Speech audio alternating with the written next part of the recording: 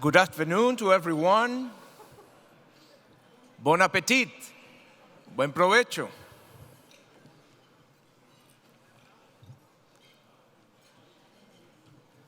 My name is Gustavo Vasquez. I'm the director for United Methodist News for the Hispanic Latino audience. And I'm glad to be the moderator of this time on our meeting. As part of my job, I have to be monitoring frequently the social medias. And recently, there have been a lot of stories and articles about the diversity and how the fear among race have been using in the political arena, but also have been part of the problems that are emerging in our society, especially in the last years. Yesterday, when I was in the lobby, I take one of the newspapers there, USA Today, and in the first page, they have a story about how the racial minority groups are emerging and the importance on the electoral process that the minority groups have been taking, especially in the next election. So diversity is an issue that is right now a very important in the social dynamic that is around us. The church historically have been talking about the inclusion of diversity, but I think it's important now to understand that the church doesn't have to just think on the incorporate diversity, but also provide examples in the society about how important it is to understand each other, even when we are different, even when we are from different backgrounds and different cultures and different races. So this is a wonderful time to share with a wonderful group of people about the ministry of the church in the middle of this diversity. And I want to invite you to read this brochure that is probably in your table. And some of our speakers will be talking about that after. And introduce you a wonderful panel that we have today. The Bishop Minerva Carcaño, Episcopal leader of San Francisco area.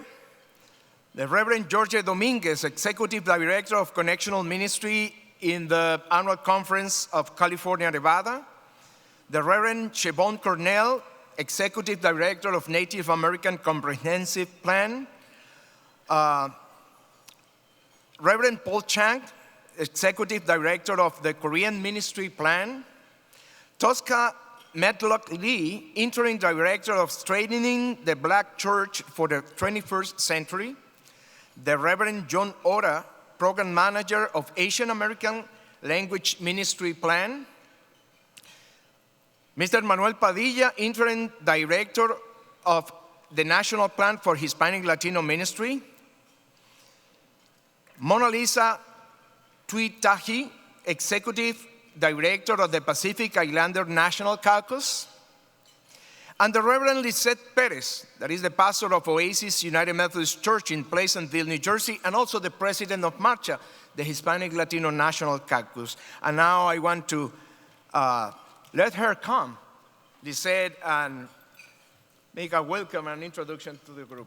Thank you. Welcome. Bienvenidos, bienvenidas. Annyeonghaseyo. Aloha. Ni hao ma. All the languages we can use at this time, and I just want to make sure that on behalf of the Racial Ethnic Plans and the IESDG, the Inter-Ethnic Strategy Development Group, which is all the caucus, the racial caucuses of our United Methodist Church working together to color our kingdom. I love this brochure. If you didn't have a chance to get one and read it, it's wonderful.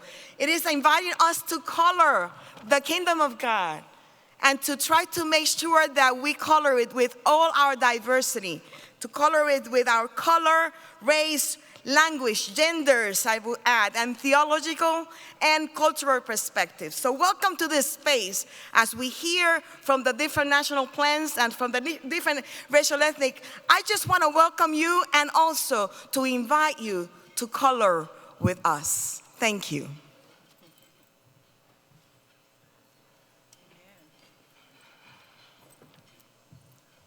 It's a big pleasure, and I'm really glad to introduce you, and I want invite you to give a very warm welcome to the Bishop Minerva Carcaño, that we have a wonderful reflection with us today. Good afternoon. Grace and peace to you in the name of Christ our Lord. I love this brochure, Coloring God's Kingdom with Our Diversity. What a great image.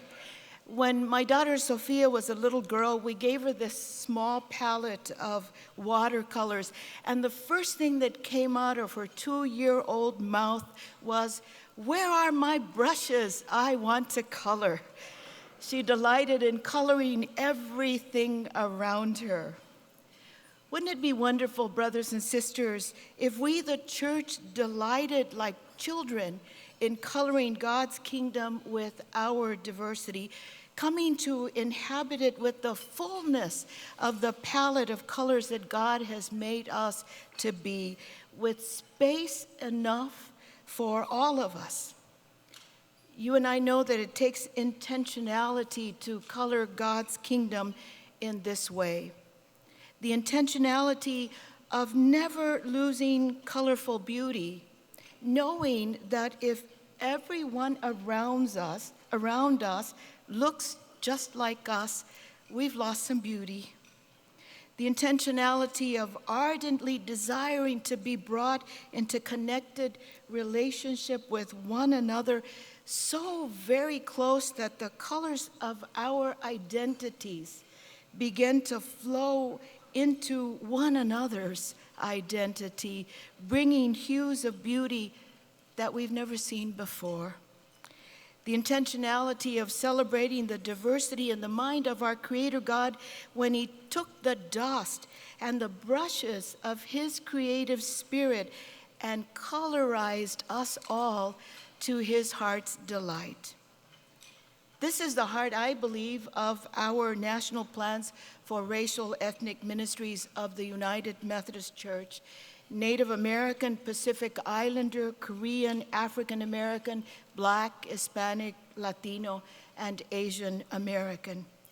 For many years, these plans have been working on behalf of all of us and working on behalf of generations yet to come, truly helping us to live out our commitment to receive God's gift of human diversity in all of its colors. We receive the fruit of the mighty efforts of our national plans in new members who help us to see the world more clearly and affirm that indeed God is with us. Because of the work of the national plans, our worship, and especially our hymnody in the United Methodist Church, has been so deeply enriched. Think about all the songs that would not be with us in our spirit, in our dancing, in all that we do, if it weren't for the communities that have been welcomed through the work of the national plans. Through the encouragement of our national plans, seminaries are today led by professors from all over the world. They come to us bringing their deep understandings of God, God's message, helping to equip us to speak to a world in need of hope and of transformation. The national plans are leading us to come closer to being the church that I believe God calls us to be, a church that gathers in all of God's children and extends Christ's grace and mercy to all of us, that we may then turn and do the same for others. It's a joy, a true joy, to see the growth of the ministry being done through our national plans for racial ethnic ministries, and to now experience as well how they are working together, because racial ethnic communities are no longer the siloed communities of the past. My own daughter is, I've learned, Mexican, Italian, Greek, Jewish, English, Scottish, and Irish that we know of. And this was true even before Ancestry.com. From the beginning of time. From the beginning of time, we have all been intimately connected to one another in the diversity of our humanity, seen through now our present multiculturalism. The fact that the national plans are bringing forth their quadrennial budget together with a commitment to multicultural initiatives is a sign that they have caught the vision of what God's kingdom truly looks like. A sacred place where we find a color match for each one of us, and we are all called the beautiful beloved. As we journey towards General Conference 2020, there are shades of concern, however, opportunities for us to grow in our faithfulness to God, our Creator. I would briefly highlight the following. The recently released protocol strives to protect funds for racial ethnic plans and Africa University. I know that many of us greatly appreciate this intentional effort, but what about the historic Black colleges? The worst thing that we as the church can do to undermine racial ethnic ministries is by pitting them against one another. The color then becomes the red of blood lost in the fight over resources. Friends, the United Methodist Church is not poor. We are not poor. We are a rich church, greatly blessed by God. We just need to keep prayerfully prioritizing living into the church that God calls us to be. Also, we would go backwards if the hard work of the national plans that has caused the wonderful rise of new racial ethnic leaders across the church would be set aside for the expediency of any organizational restructuring the General Conference 2020 may consider. I do not believe that God's preferred future for the United Methodist Church returns us to a leadership that is monochromatic. Finally, for this limited moment, as a worldwide church, we must not forget that the institutional racism that requires us to do intentional work of reaching out to and welcoming people of color is not work done only in the United States, but around the world in its different contextual manifestations of racial discrimination, of racial inequity, of ethnic status discrimination, tribalism, and xenophobia. This is the work of the whole church. Let me say that again. This is the work of the whole church, and it should not be placed on the shoulders of racial ethnic communities. I give God thanks with you for our national plans for racial ethnic ministries. They are truly helping us to become the Church of God's hope. Thank you.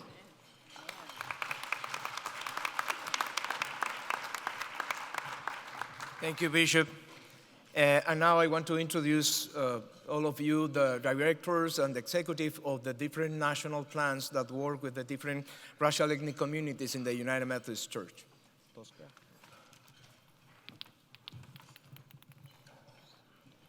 Unity is not a divine miracle. It is the result of honoring the distinctiveness and the context of each ethnic collective. It's the result of embracing the differences the Creator has imbued in all of us and to nurture it with unlimited benevolence and care. As the interim national director for SBC 21, it is my pleasure to be a part on this panel with these 6 ethnic plans and the leaders who believe in the diversity and color and cultural perspective of our work. On behalf of the Strengthening the Black Church for the 21st Century Bishops, Tracy Malone and Jonathan Holston, we thank you for this amazing opportunity to share the impactful work that SBC 21 is doing to strengthen Black churches, and its leaders. I also want to recognize the extraordinary leadership and witness and passion of Dr. Fred Allen, who has labored and served our church for more than 50 years. Dr. Allen retired this past year, but his legacy, his work, and commitment to the Black church have made us all better. While we are in the midst of transition at SBC 21, our ministry work and our focus remain strong. Our programs enjoyed the support of a myriad of general agencies and annual conferences, including Discipleship Ministries and the Upper Room, who are our administrative partners, General Board of Church and Society, the General Board of Global Missions, United Methodist Women, United Methodist Communications, GCF&A, countless annual conferences and churches. We are transforming our congregations. Because of my limited time, I will quickly share with you a couple of signature programs that impacts the witness of Black churches across our connection. Mass incarceration is one of the most pressing issues of our time, and it is specifically an issue for the Black community and the Black church. SBC 21 has addressed this issue head on. We are working in more than 36 annual conferences and churches with our National Prison and Social Justice Ministry. Take a look at this video, which is a demonstration of some of our work related to disrupting the school-to-prison pipeline with our partnership with United Methodist Women.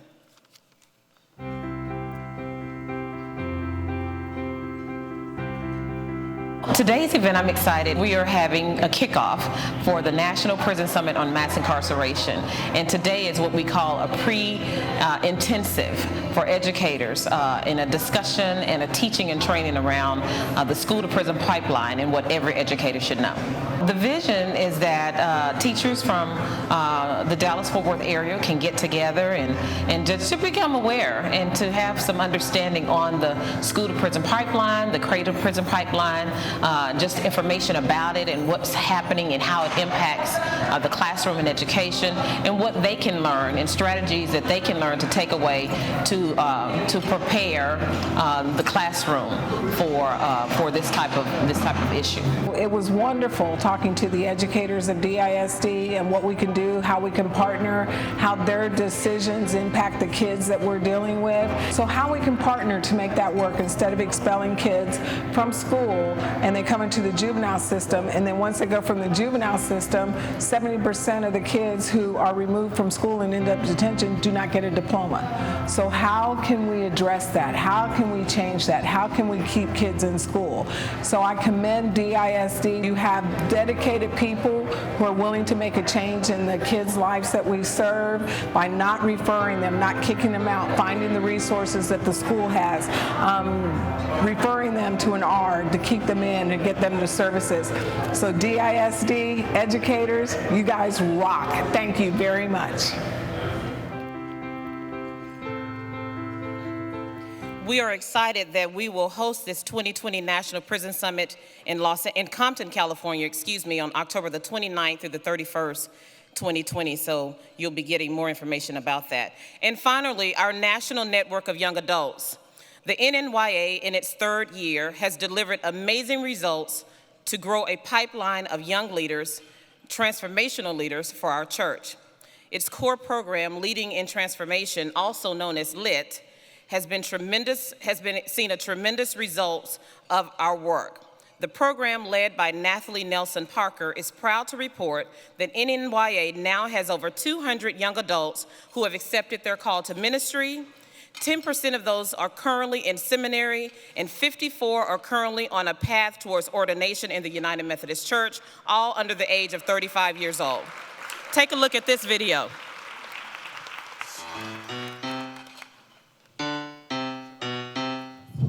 Hey, we here, we lit. 2019 Leading in Transformation. If you not at this conference, if you are not here, I'm letting you know that this is the only place where transformation takes place.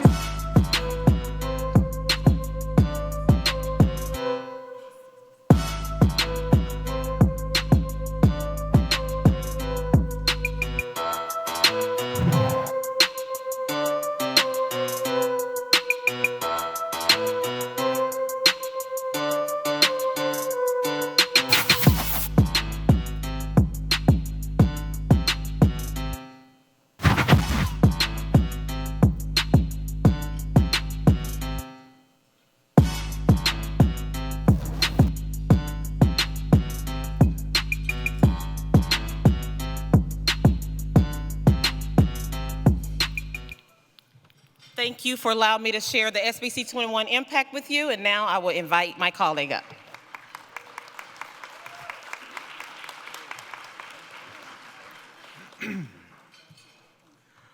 Chabon Colonel Choho Jifkados, Halabi Kanidi Adulwa, Chogo Thakoji, Olegida Hutkin Legat, Hado Gogi, Amalegida Doa. I had to start out that way to honor my ancestors as I come here before you and our long legacy being a part of this United Methodist structure. I just want to first and foremost say thank you for this moment to briefly introduce myself. As a part of that introduction, I told you in my language what clan and what family I come from. As a part of the Seminole Nation of Oklahoma and the Muskogee people, we are descendants from. Telling everyone in the room, this is who I represent as I stand before you. And to also introduce you to the work of our Native American Comprehensive Plan. As I was saying, I'm a member of the Seminole Nation of Oklahoma, and I have been the executive director of our comprehensive plan for the past 9 months. What a time to enter the conversation with you today. But I want you to know who I am and why I am here. I am a third-generation Methodist, as my grandmother was a women's leader at one of our traditional Native American churches in the Oklahoma Indian Missionary Conference. And I believe at last count, that church and congregation was around 180 years old, if I'm not mistaken. I am an elder in the OIMC, and I am the former executive secretary of Native American and Indigenous Ministries at Global Ministries. And in years past, I was asked to do several tasks for our denomination. One of those, of course, some of you may know of, the Council of Bishops asked me to be our Native American liaison that assisted our entire denomination in its acts of repentance movement towards indigenous peoples. As many of you know, I come before you here this afternoon speaking with certain levels of anxiety and even disappointment, but I also come here with certain levels of hope. Since the days of my UMYF career, I guess you could say, in the United Methodist Church, in me has been instilled values of inclusivity and spirituality that goes back generations from the first day that I set foot in my first youth rally as a young man. This denomination even cultivated in me the notion that my voice as a Native American person is of value in this world.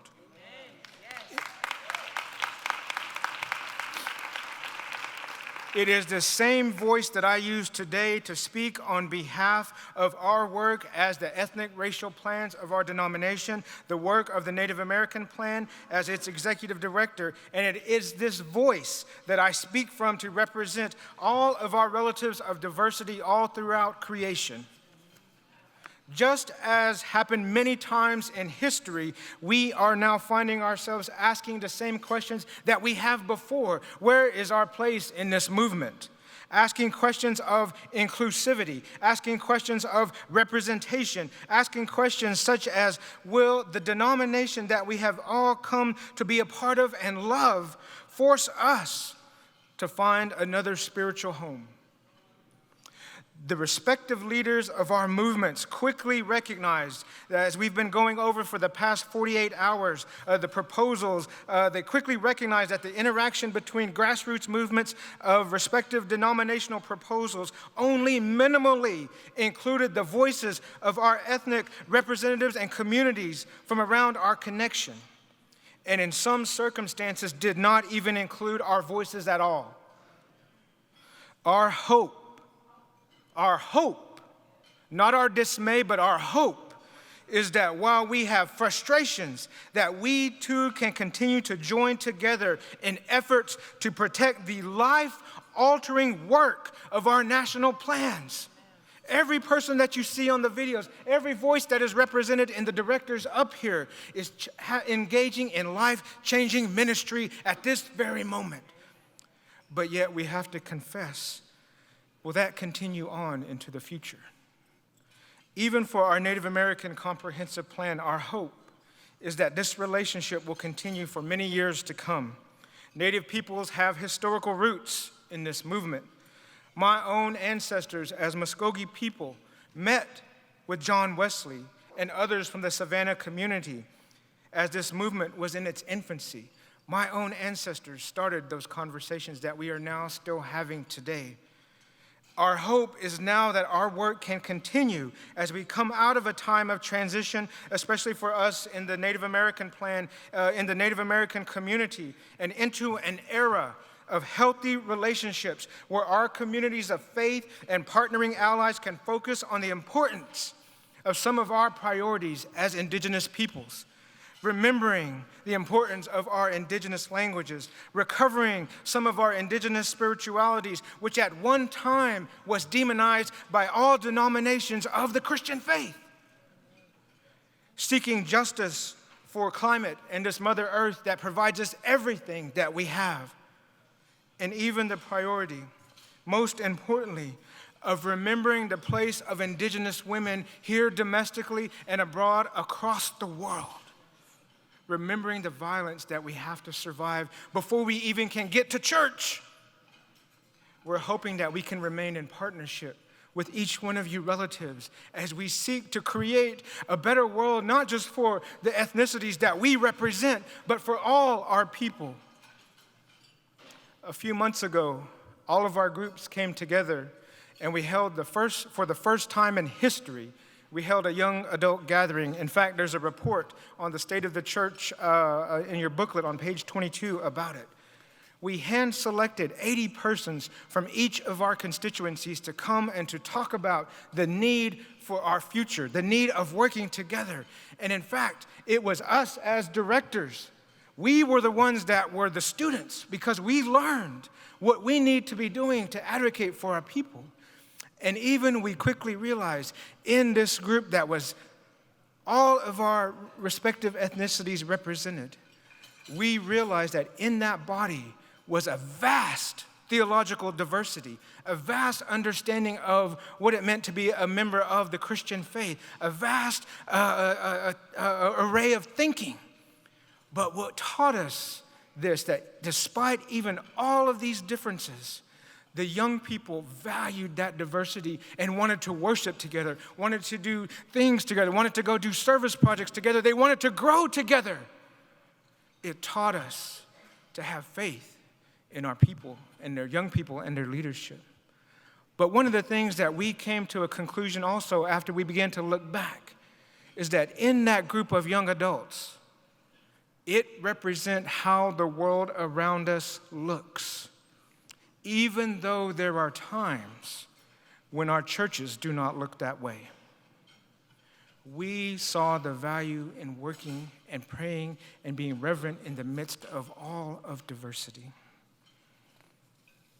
Today, in what we create in the next few months, it is our hope that we do not repeat the mistakes of the past, because I stand before you as a community who has been victim of the mistakes of many denominations. And our hope is to eliminate the perpetuation of spiritual violence in all its many forms. But hopefully we can work to create a place where discrimination is not accepted and it begins. It's not the ending point. That work begins with supporting the work of our racial ethnic plans. It starts there in supporting our self-determination to begin to craft a ministry and life of spirituality in the Methodist movement. Today, we are praying and hoping that this step will be the first step that will preserve our presence for many generations to come. Mado Jage Jay. Thank you.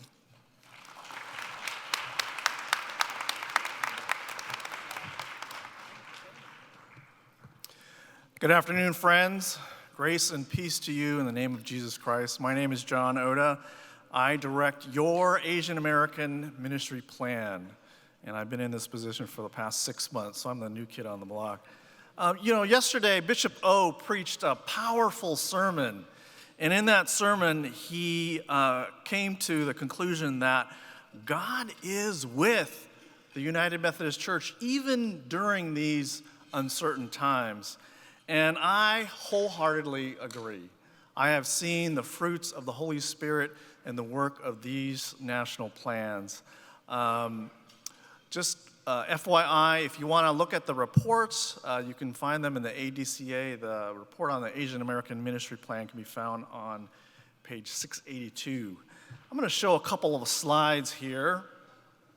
The Asian American Ministry Plan was established after the 1996 General Conference, and its main purpose is to strengthen the entire church, by increasing the number of vital Asian American congregations in the United Methodist Church. And as you've been hearing, there are 6 different ethnic plans, and I want to point out that these are different than the 5 ethnic caucuses. Sometimes people get those mixed up. All right, so AALM itself works with 12 different sub-ethnic caucuses. That's 12 different languages: Cambodian, Chinese, Filipino, Formosan, Hmong, Indian, Japanese, Korean, Lao, Thai, Middle Eastern, and Pakistani and Vietnamese. Yes, Middle Eastern is part of the AALM ministry plan, and we welcome them. So AALM is especially important today. I don't know if you know this, but the Asian American communities are the fastest growing ethnic community according to the 2017 Pew Research study. It is estimated by 2055 the Asian Americans will surpass the Hispanics in the United States. Now, if there is anything at all that you remember from these little slides that I'm showing you, please remember this, all right? There's been a lot of talk about the decline of the United Methodist Church, and I'm here to tell you that with the work of the national plans, we have changed this. Between 1996 and 2016, the Asian American membership in the United Methodist Church grew by 106%. 106%. In the other ethnic communities, Pacific Islanders grew by 101%. Hispanic membership grew by 78%. African American membership grew by 37%. Native American membership grew by plus 23%. And unfortunately, the Euro-American membership declined by 21%. So we do this work by providing funding, training, language resources, and focus on 4 different areas: leadership development, church growth, language resources, and working with the poor. If you have more questions, you could reach out to me. My email's here. I want to finally just point out that the national plans are working together and are stronger together. And an example of that is what Siobhan lifted up, the 2019 ethnic young adult gathering that happened in Evanston. We stand together, we work together, and we do this by sharing resources, by sharing ideas, and of course, sharing our prayers for one another. So we thank you for your continuing support for all of the national plans of the United Methodist Church.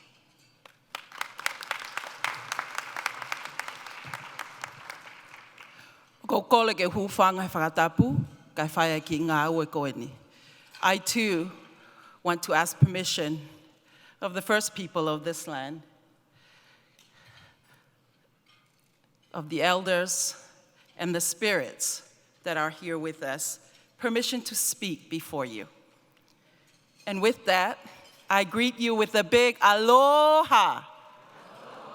Very well. My name is Mona Lisa Tuitahi, and I greet you with those beloved words, words that I'm sure if you have been so lucky, you have heard far and wide if you visited the Hawaiian Islands, but words that are very dear to my heart because they make up the very core of how I live my life, along with Pacific Islanders among you, Fijians, Tongans, Samoans. It is the very word that practices and that includes the bond that includes and keeps including others and others along the way. It is the word that says to the other, I need you because you complete me, and you need me. And it is in that very concept that the Pacific Island Ministry Plan was born. And I'll say to you, some of you may remember this, we first talked about the Pacific Island Ministry Plan, the youngest of the 6, perhaps in the neighborhood of 2007, 2008. So around that time, everybody was experiencing financial difficulties. And GCFA, even General Conference said, we don't have any more funding for this program. We recognize it's important, but we don't have the funding for it. So these plans director got together and said, we are not going to leave our Pacific Island brothers and sisters behind. So they gave up a bit of their budget so that we could have something called the Pacific Island Ministry Plan.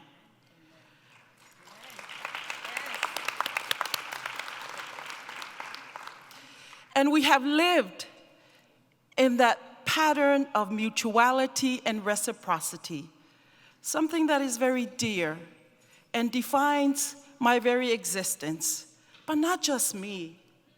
These very people, you are defined by mutuality and reciprocity. And it is that we come back to. And I'm not going to say that in the last 2 quadrennium that the Pacific Island Ministry Plan has been in existence, that we have gotten the way to do it, that we have done reciprocity and mutuality in a way that we have always planned among our local churches, among our annual conferences. No, we are far from it. But I will say this, that United Methodist annual conferences, general agencies, superintendents, seminarians, professors at seminary have said, Pacific Islander, we want to be in mutual relationship with you. We value you. And because in common, all we are doing up here is trying to bring up the very best of who we are so that we can offer that to a world that is hurting and crying, and we have it all within our own fingertips. And so that is the work that the ethnic plans have been doing. It's somewhat of a code name for the work of building relationship that we have been about. And in reciprocity, Pacific Island United Methodist communities have showed up. They've showed up in numbers. They've showed up in apportionment. To be clear, it is still a struggle. As we are talking about new ministries, people trying to survive, people living in the ghettos, people trying to put bread on the table and to pay rent and make sure that they have housing for the next month. This is a universal issue, so I'm not going to bore you any further with those grim statistics, as we all know it all too well. Suffice it to say that we recognize it and are in mutual relationship with our families, with our general agencies, with our annual conferences, with our bishops, with our superintendents, so that we can walk together and perhaps make a difference. I will tell you, however, of a gift that we Pacific Island Ministry Plan family, our Ohana, everyone from the local churches to the ethnic caucuses, and I don't just mean the Pacific Islander caucus, I mean everybody. From BMCR to Marcha to NAFAM, we are all together in this. We have, particularly in the last quadrennium, nurtured and empowered Pacific Island young people.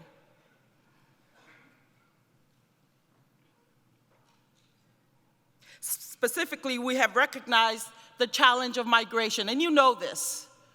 You know that changes come to different generations in a different way. So we have focused on our youth and young adult, And in doing so, we have impacted over 500 youth and young adults in our general church leadership development, and also in our regional annual conferences, camps, and gathering for Pacific Islanders.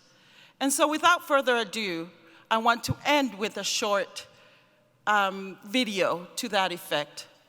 But more importantly, I want to remind you to be in authentic, mutual relationship with each other so that we can bring out the best in each other and make a difference in this world. So I'll end with a short video. And I want to thank you for the opportunity to speak before you. Many of these young people will be here for the first time, not just in DC, but maybe have traveled for the first time ever. MANA is a U.S. gathering of United Methodist Pacific Islanders from 18 to 40 years old. I migrated here as an adult, and to find out that there were other Pacific Islanders, not just Fijian, but of the other races too, that were part of the United Methodist Church, it felt like home. This was the first social creed of the Methodist Church. The three-day conference helps young people from Samoa, Tonga, and Fiji discern a call to church leadership and provide support and mentoring. Working with the young people is how I utilize my skills and talents for the ministry. These young people were in the church, they were in the back of the pews, they were in the parking lot, but they did not feel the relevancy of their involvement in the United Methodist Church. What I'm passionate about is identifying talents within the youth and young adult, showing them how to lead Bible studies, small groups, connecting them to leadership resources, trainings such as this one.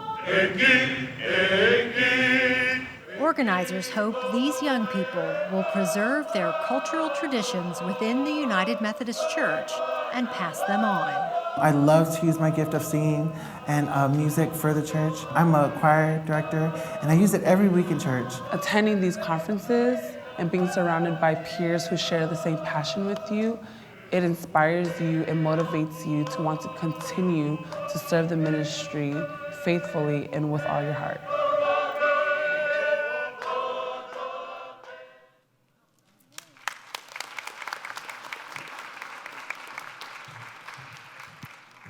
Good afternoon. My name is Paul Chang. I'm the executive director of the Korean ministry plan. Actually, I volunteered not to speak today because there are so many speakers, but my colleague sitting next to me insists that I should speak. So anyway, I'll be brief. First, we are called national plans, but the word national is becoming a misnomer because we are really working beyond the national boundary of the US, and we are really working on global mission on many different projects. And secondly, we say there are 6 national plans, but we work together. We are lodged in 2 different general agencies, but we feel that we have common destiny and also common work to do. So for me, there is only one national plan and 6 different expressions.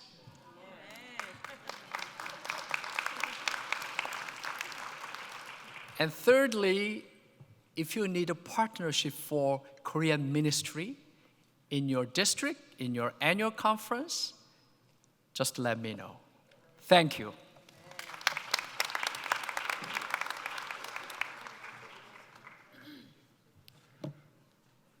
Hello, I am Manuel Padilla. I am interim director for the Plan for Hispanic Latino Ministry. And you have to know that one of our greatest theologians died preaching a message that said, hope is built, not given.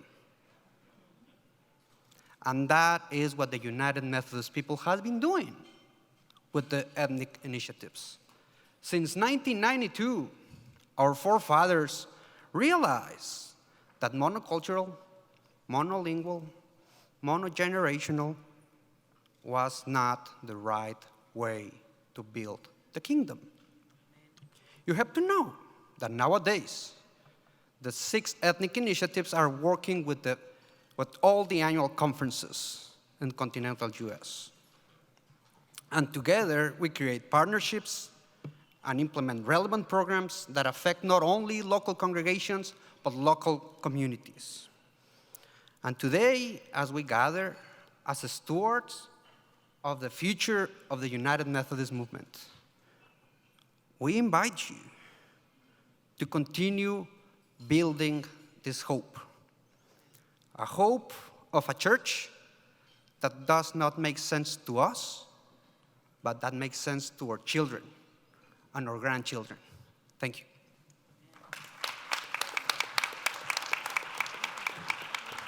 Thank you for the participation, all of the leaders of the different racial ethnic groups. We will have some minutes to have any questions and answers. If you have any question, please go to the microphone, identify yourself, and make a question to any of our panelists.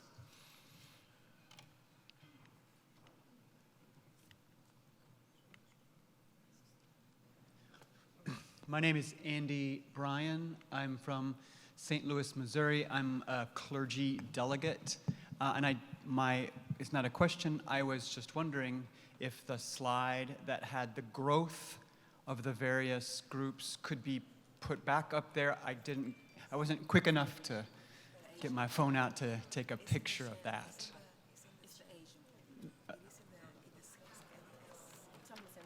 I believe it was from John's. I think even the numbers and the information is in the brochure, too. About the growth from John's portion.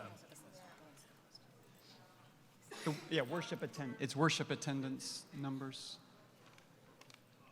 It's in the app. The Sedge app. The Sedge app. It's in the Shed app. What's the presentation from Right there. John Ora? Yeah. That's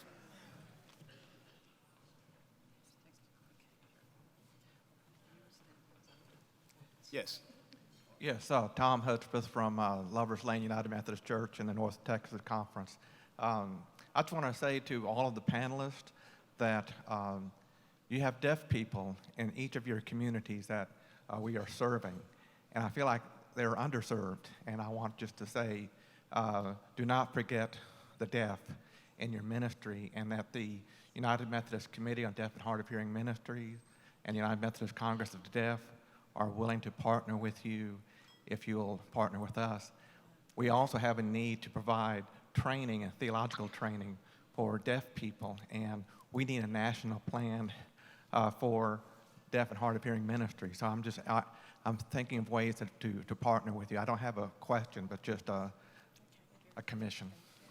Thank you. Thank you.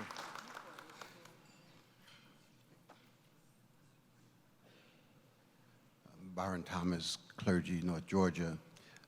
It's not a question, but let me first thank you all for the work, the tremendous work that you have been doing. I appreciate it so very much. But there was an article published in May of 2018. It was published in an edition of My Soul Looks Back by James Wallace. It was entitled, Why James Cone Was the Most Important Theologian of His Time. And in that article, it stated that James Cone not only opened the door to liberation theology, but showed the message of liberation to be at the core of the gospel. I juxtaposed this against an article recently published in another magazine by the president of Southeast Baptist Theological Seminary, which he stated, and I quote, James Cone was a heretic and almost certainly is not a Christian. Based on his teachings, we do not legitimize him. I speak to this at this time because even as there has been tremendous advancements because of the work that you have done, I would ask us to pay attention to the fact that there remains in this age the notion that people of color need to be legitimized by anyone, and that is a heretical teaching. I would encourage us to be cautious that even in the midst of the advancements that have been made by the work that you are talking about, that progress can be tenuous, and we have to continue to fight the same battles over and over again. Thank you again for the work that you've done. Thank you. Any other question or comment? Well, let's invite Reverend Jorge Dominguez to close this time with a word of prayer. I would invite you to stand so we can direct our minds, our hearts in a moment of prayer. Dear God, we come to you at this time when we are approaching our General Conference once again. Some and many of us with concerns, with our hearts in prayer, trying to understand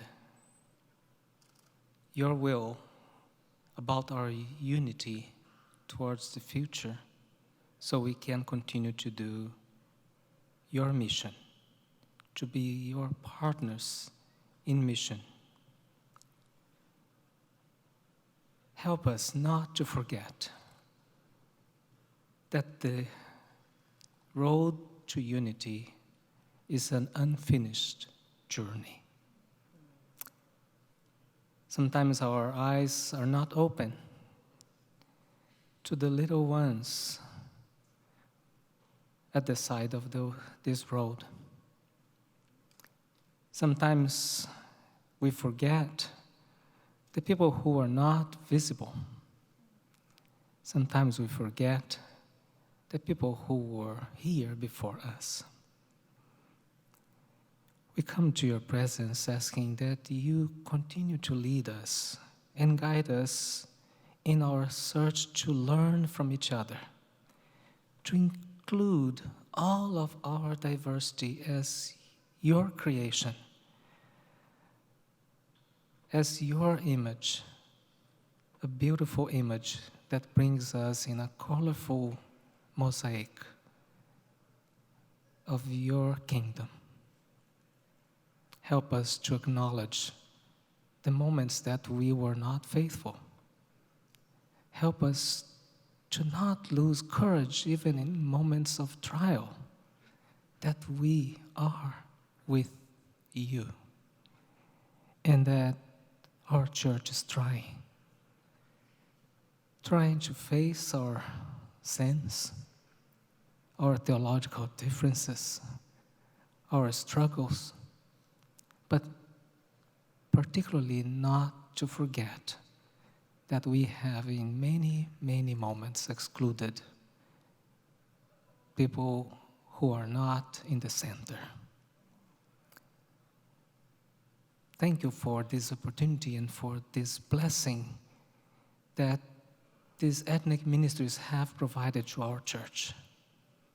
Help us to see your hand working through them and helping to renew our commitment to be with you, the people called the United Methodist Church. Amen.